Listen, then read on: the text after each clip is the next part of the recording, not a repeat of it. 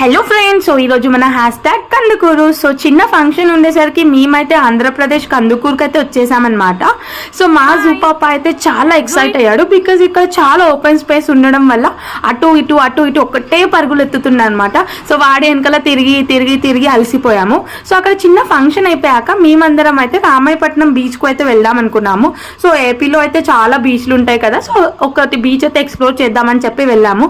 So అక్కడ beach starting లో ఇలా ఉంటుందన్నమాట. సరే చాలా బాగుంది కదా అని చెప్పేసి క్యాప్చర్ చేశాను. సో మేము వెళ్ళే టైంకి క్లైమేట్ కూడా చాలా బాగుండే. సో ఫైనల్ గా మనం అయితే బీచ్కి వచ్చేసాము, రామాయపట్నం బీచ్. సో ఇది ఎంత బాగుందంటే యాక్చువల్గా ఇక్కడ మేము ఏమనుకున్నామంటే లైక్ ఏదైనా మంచిగా ఉండదేమో, వాటర్ అంతా క్లీన్గా ఉండదు అనుకున్నాం, కానీ అసలు చాలా అంటే చాలా బాగుండే.